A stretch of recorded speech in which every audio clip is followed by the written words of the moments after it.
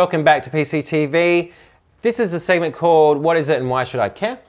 And what we're going to be talking about this time is 5G. 5G mobile network, which means 5th generation mobile. People have heard about 4G, maybe 4GX, which is sort of something that's modern out now, and 4GX. And things that are still in use is 3G network as well.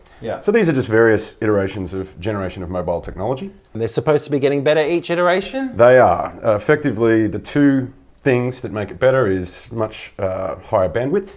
So theoretically, 5G can go up to 1 gigabit a second, which is very fast. That's it won't. Way better than my ADSL that I've got at home. Yes, it is. It won't actually get there, but it can do that. And the other is much lower latency.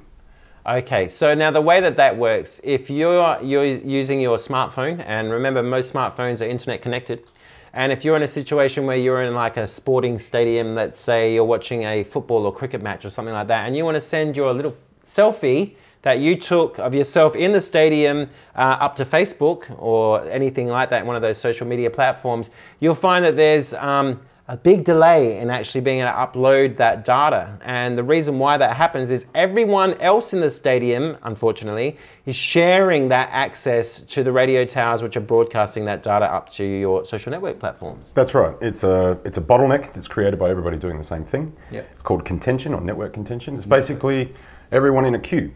So as long as they fix up what's called the backhaul to these networks, which is the background of them, the 5G will almost necessarily have to work on an optical fiber backhaul because it's the only thing fast enough. This should make these high definition videos and sound and so forth a lot easier to do. So it increases the capacity and decreases the latency and helps you to be more socially connected, I imagine. Oh, I mean, you can use the services of the phones. Well, it's not just phones now. So maybe we could, talk of that. Is a new concept out now they call the Internet of Things. IoT, Internet of Things. Yeah. So let's give an example what an Internet of Things would be. Internet of Things means now, previously things that weren't network connected or not smart, just did their own thing. Now they can get on the internet using various protocols and so forth. So anything from fridges to your Fitbit to sensors. A lot of sensor technology is being used for all sorts of things, for everything from environmental analysis to just counting how many people might attend the MCG, right? So, they'll do a little beacon and ping a phone, they get stats and so forth. So the Internet of Things is generating a massive amount of data.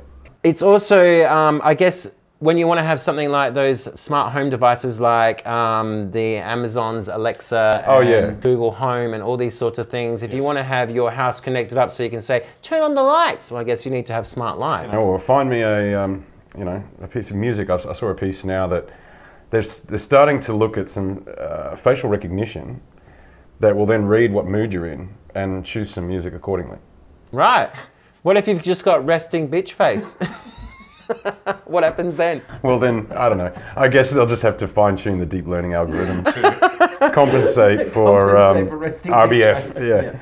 So, I mean, and it's all very interesting and, very futuristic. We've often talked about the Jetsons. It just feels like the Jetsons is becoming real.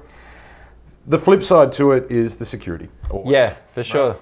Security concerns. A lot of this is being exploited at the moment because I guess in order to be rapid and put these products out to market quickly, they're not always doing the due diligence with security. There's a lot of exploits in there or default passwords, just bad practices in security. Well, because it's not first in mind, is it? Exactly, that's right, but it should be.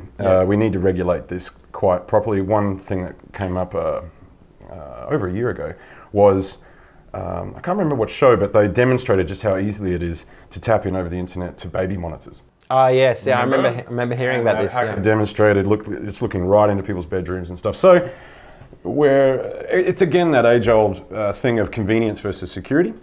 And I'm not sure we've quite found the balance. Well, people don't really think about the bad actors, really, do they? Well, no. I guess people are naturally trustworthy to begin with, but this is something to consider. So, definitely look into the new world of all connected every time Internet of Things stuff. but maybe do some research on the particular products. Yeah. Because there's a lot of stuff that's pretty substandard out there on a consumer level. Yeah, and then there's not really any way to patch them once you bought them. Well, that's right. Yeah. You know, I mean, another one, not to again make it too scary, but a hacker demonstrated a few years ago now about being able to wirelessly access insulin pumps and pacemakers. That's right. Right, in people, and that's a huge one because you can't turn those things off.